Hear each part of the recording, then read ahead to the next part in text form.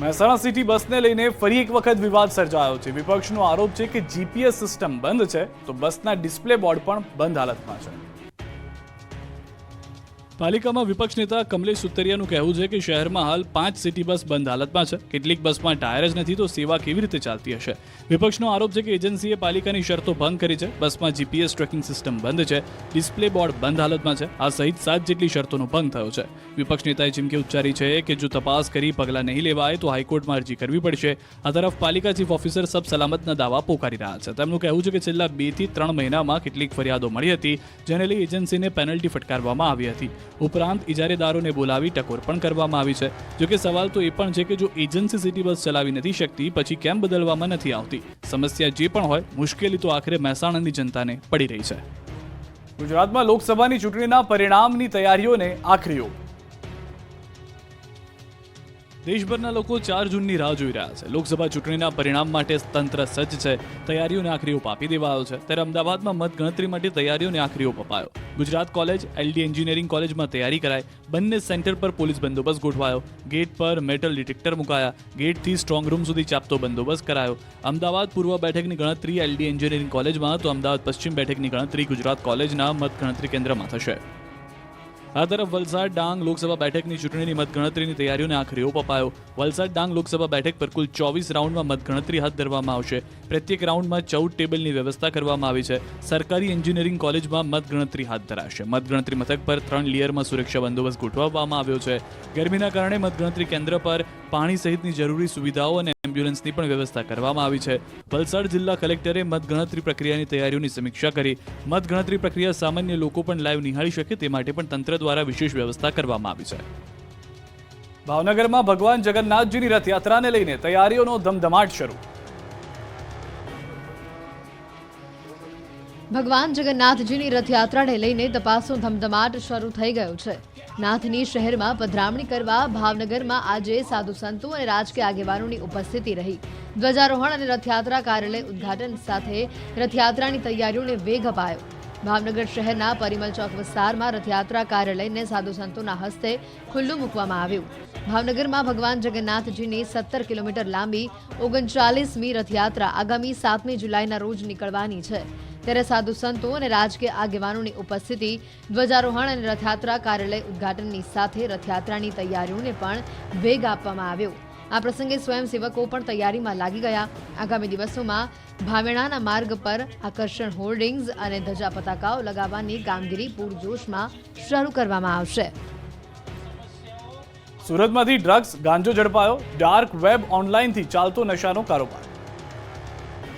ગુજરાત જાણે નશાનું ગુજરાત બની ગયું હોય તેવું લાગી રહ્યું છે। હવે સુરતથી ડ્રગ્સ અને ગાંજો ઝડપાયો છે। 40 લાખથી વધુની કિંમતનું એલએસડી ડ્રગ્સ હાઇબ્રિડ ગાંજો પકડાયો છે। પહેલી વખત ડાર્ક વે ઓનલાઈનથી ચાલતા નશાના કારોબારનો પર્દાફાશ થયો છે। પહેલી વખત એલએસડી ડ્રગ્સનો જથ્થો પકડાયો છે। ડ્રગ્સની સાથે હાઇબ્રિડ ગાંજાનો જથ્થો પણ મળ્યો છે। ઓનલાઈન ડાર્ક વેબથી મંગાવવામાં આવતું હતું ડ્રગ્સ। અડાજણ વિસ્તારમાં આવેલ કૃષ્ણકુંજ સોસાયટીના એક મકાનમાંથી ઝડપી પાડ્યો ડ્રગ્સ અને ગાંજાનો જથ્થો। ડ્રગ્સના કારોબાર સાથે સંકળાયેલા આરોપી ફરાર છે। ફેસબુક કે અન્ય સોશિયલ મીડિયાના માધ્યમથી લોન લેતા પહેલા સાવધાન। આણંદના 5 વ્યક્તિઓ પાસેથી 1.46 લાખ પડાવ્યા। ફેસબુક કે અન્ય સોશિયલ મીડિયાના માધ્યમમાં લોનની ભ્રામક જાહેરાતમાં ન આવતા મોગરીમાં રહેતા 2 ભેજાબાજ મિત્રોએ પોતાના 4 સાગરીતોની મદદથી 5 વ્યક્તિઓ સાથે કુલ રૂપિયા 1.46 લાખનું સાયબર ફ્રોડ આચર્યું છે। આ ગેંગ ફેસબુકમાં ખોટા નામથી એકાઉન્ટ બનાવી તેમાં લોન મેળવવા માટેની ભ્રમિત જાહેરાત પોસ્ટ કરી લોન આપવાના બહાને લોકો પાસેથી નાણાં પડાવતા હતા। આ અંગે વિદ્યાનગર પોલીસે છેતરપિંડીનો ગુનો નોંધી તપાસ હાથ ધરી છે। આણંદ તાલુકાના મોગરી ગામમાં આવેલા સહકાર સોસાયટીમાં રહેતા વિશાલભાઈ મહીજીભાઈ વણકર અને હર્ષિત અશોકભાઈ સોલંકી ખોટા નામે ફેસબુકમાં એકાઉન્ટ બનાવી તેમાં લોન મેળવવા માટેની ભ્રમિત જાહેરાત પોસ્ટ કરી લોન આપવાના બહાને લોકો પાસેથી નાણાં પડાવી સાયબર ફ્રોડ આચરતા હોવાની બાતમી વિદ્યાનગર પોલીસને મળી હતી।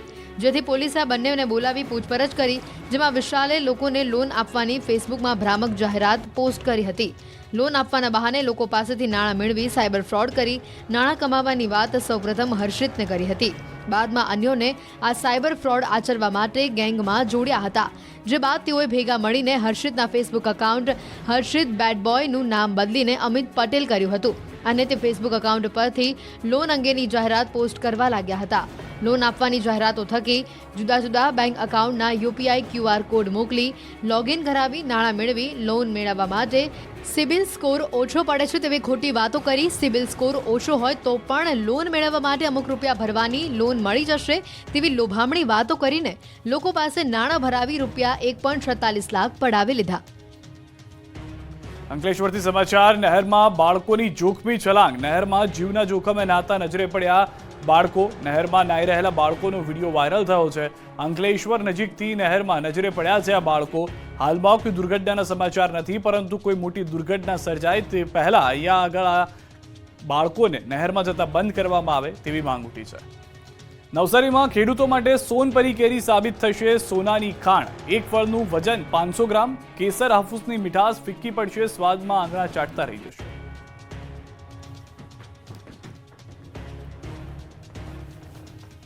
કેસર અને હાફૂસ કેરી વાતાવરણ સામે ટકી ન શકી એવી નબળી સ્થિતિ બની રહી છે, ત્યારે તેની સામે નવસારી કૃષિ યુનિવર્સિટી દ્વારા સંશોધન થકી વિકસાવેલી સોનપરી વાતાવરણ સામે તેની ટકાઉ શક્તિ અને મીઠાશને કારણે ખેડૂતોની વાડીઓમાં સ્થાન પામી રહી છે. નવસારીના એથાણ ગામના ખેડૂત રાહુલ નાયક પરંપરાગત કેસરને બદલે વૈજ્ઞાનિક પદ્ધતિથી સોનપરીના ઝાડોનું વાવેતર કરી બદલાતા વાતાવરણ પણ સારી આવક મેળવી રહ્યા છે. નવસારી કૃષિ યુનિવર્સિટી દ્વારા સંશોધન થકી 500 ગ્રામ જેટલું વજન ધરાવતી સોનપરી નામની કેરી પકાવવામાં આવી રહી છે અને આ કેરીની ડિમાન્ડ એટલી વધારે છે કે તેની ખરીદવા માટે પ્રી ઓર્ડર આપવા પડે છે. આ વર્ષે હીટવેવ અને બદલાતા વાતાવરણને લીધે પરંપરાગત કેસર અને હાફૂસ કેરીને મોટું નુકસાન થયું છે, ત્યારે તેની સામે નવસારી કૃષિ યુનિવર્સિટી દ્વારા સંશોધન થકી વિકસાવેલી સોનપરી કેરી વાતાવરણ સામે તેની ટકાઉ શક્તિ અને મીઠાશને કારણે ખેડૂતોની વાડીઓમાં સ્થાન પામી રહી છે. સોનપરીની મીઠાશ સામે હાફૂસ અને કેસર પણ ફીકી પડતા રાહુલભાઈએ પોતાની વાડીમાં પણ ધીરે ધીરે સોનપરીના ઝાડો વધારતા ગયા છે. બજારમાં સોનપરીના ભાવ પણ પ્રતિમણ 3000 થી 5000 રૂપિયાથી વધુ મળી રહ્યા છે. જામનગરની શોભા વધારતા લાખોટા તળાવનો ઇતિહાસ ભૂસી નાખવા તંત્રની કવાયત. જામનગર શહેરની બરાબર મધ્યમાં આવેલું લાખોટા તળાવ 5 લાખ ચોરસ મીટરમાં અને 3 ભાગમાં વહેંચાયેલું છે. આ તળાવ નગરની શોભામાં અભિવૃદ્ધિ કરે છે. જામનગરની આન બાન અને શાન કહેવાતા તળાવનો ઇતિહાસ ભૂસી નાખવા તંત્ર કવાયત કરી રહ્યું છે. લાખોટા તળાવના પાર્ટ 2 બ્યુટિફિકેશનમાં થાળી ભાગીને વાટકો કરવા જેવો ઘાટ ઘડાયો છે. તળાવમાં ખોદીને માટી કાઢવાને બદલે અન્ય જગ્યાએથી માટી નખાતી હોવાનો વિપક્ષનો આરોપ છે. વિકાસને બદલે વિનાશ કરાતો હોવાનો વિપક્ષનો દાવો છે. વિપક્ષી નેતા અને કોર્પોરેટરો ચાલુ સાઇટ પર પહોંચ્યા અને વિરોધ વ્યક્ત કર્યો. તળાવની ફરતે 20 ફૂટ જેટલી ભરતી કરી મહાનગરપાલિકા દ્વારા બનાવાઈ રહ્યો છે વોકવે. 30 કરોડના ખર્ચે અન્ય તળાવો પણ નિર્માણ થાય તે પ્રકારે કોર્પોરેશને કરવું જોઈએ તેવી વિપક્ષની શિખામણ. રાજાશાહી વખતના તળાવને પૂરીને વિકાસના નામે વિનાશ થઈ રહ્યો હોવાનો વિપક્ષે દાવો કર્યો. કોર્પોરેશનના સત્તાધીશોના વહીવટ સામે આક્ષેપ સાથે જન આંદોલન છેડવાનો વિપક્ષે હુંકાર ભર્યો. વલસાડ જિલ્લાના વેલવાગડમાં આધુનિક સ્પોર્ટ્સ કોમ્પ્લેક્સનું ઉદ્ઘાટન કરાયું. વલસાડ જિલ્લાના પરિયા નજીક વેલવાગડમાં રાજ્યના બે મંત્રીઓની હાજરીમાં આધુનિક સ્પોર્ટ્સ કોમ્પ્લેક્સનું ઉદ્ઘાટન કરવામાં આવ્યું. વેલવાગડમાં બગવાડા જૈન પરગણા જૈન એજ્યુકેશન સોસાયટી દ્વારા નિર્માણ પામેલ આધુનિક સ્પોર્ટ્સ કોમ્પ્લેક્સનું ઉદ્ઘાટન કર્યું. આ સ્પોર્ટ્સ કોમ્પ્લેક્સમાં વિવિધ રમતો માટે સુવિધા ઊભી કરવામાં આવી. સાથે જ મંત્રીઓએ આધુનિક પેવેલિયનનું ખાતમુહૂર્ત પણ કર્યું. સોસાયટી દ્વારા આ વિસ્તારના જૈન અને નોન જૈન બાળકો માટે અનેક પ્રવૃત્તિઓ અને કાર્યક્રમો યોજાયા છે. સાથે જ બાળકોના ઉજ્જવળ ભવિષ્ય માટે પણ આ પ્રયાસો હાથ ધરવામાં આવે છે. જે નિમિત્તે સમાજ દ્વારા 10 એકરમાં આધુનિક GH શાહ સ્પોર્ટ્સ કોમ્પ્લેક્સનું નિર્માણ કરવામાં આવ્યું છે. સાથે જ ક્રિકેટ ટુર્નામેન્ટનો પણ આરંભ કરવામાં આવ્યો છે. આ પ્રસંગે રાજ્યના નાણામંત્રી કનુભાઈ દેસાઈ અને ગૃહમંત્રી હર્ષ સંઘવીએ પણ આ સ્પોર્ટ્સ કોમ્પ્લેક્સના ઉદ્ઘાટન સમારોહમાં ફટકાબાજી કરી આયોજકોનો ઉત્સાહ વધાર્યો હતો. હિંમતનગરમાં રાજ્ય કક્ષાની સ્વિમિંગ સ્પર્ધામાં 3000 યુવતીઓએ દેખાડ્યો દમ. ખેલ મહાકુંભ 2.0 અંતર્ગત સમગ્ર રાજ્યમાં વિવિધ પ્રકારની રમતોનું આયોજન કરવામાં આવ્યું છે, જેમાં હિંમતનગરના સાબર સ્ટેડિયમ ખાતે રાજ્યકક્ષાની સ્વિમિંગ સ્પર્ધાનું આયોજન કરવામાં આવ્યું હતું. આ સ્પર્ધામાં સમગ્ર રાજ્યના 30 જિલ્લાના 3000થી વધુ સ્વિમર યુવતીઓ અને યુવકોએ ભાગ લીધો હતો.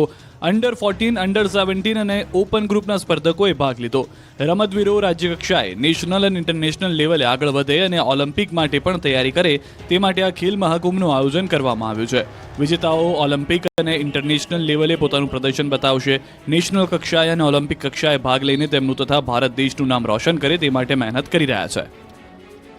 વલસાડ ડાંગ લોકસભા બેઠકની ચૂંટણીની મતગણતરીની તૈયારીઓને આખરી ઓપ અપાયો છે. વલસાડ ડાંગ લોકસભા બેઠક પર કુલ 24 રાઉન્ડમાં મતગણતરી હાથ ધરવામાં આવશે. પ્રત્યેક રાઉન્ડમાં 14 ટેબલની વ્યવસ્થા કરવામાં આવી છે. મતગણતરી કેન્દ્રમાં મોબાઈલ લઈ જવા પર પ્રતિબંધ મૂકવામાં આવ્યો છે.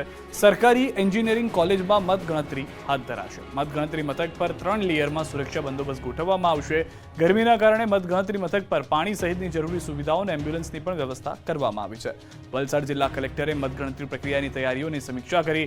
મતગણતરી પ્રક્રિયા સામાન્ય લોકો પણ લાઈવ નિહાળી શકે તે માટે પણ તંત્ર દ્વારા વિશેષ વ્યવસ્થા કરવામાં આવી છે.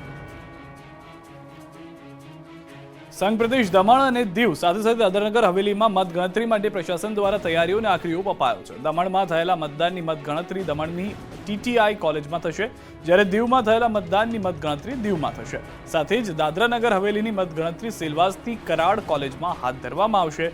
દમણ દીવ લોકસભા બેઠકની મતગણતરી 12 ટેબલમાં 9 રાઉન્ડમાં પૂરી થઈ જશે, જ્યારે દીવ મતગણતરી પ્રક્રિયા કેન્દ્ર પર 10 ટેબલ પર કુલ 5 રાઉન્ડમાં જ પૂર્ણ થશે, જ્યારે દાદરાનગર હવેલી લોકસભા બેઠકની મતગણતરી માટે કુલ 14 ટેબલ પર 23 રાઉન્ડમાં મતગણતરી પૂર્ણ થશે. મતગણતરી શાંતિપૂર્ણ માહોલમાં પૂરી થાય તે માટે 3 લેયરમાં ચુસ્ત સુરક્ષા બંદોબસ્ત ગોઠવવામાં આવ્યો છે.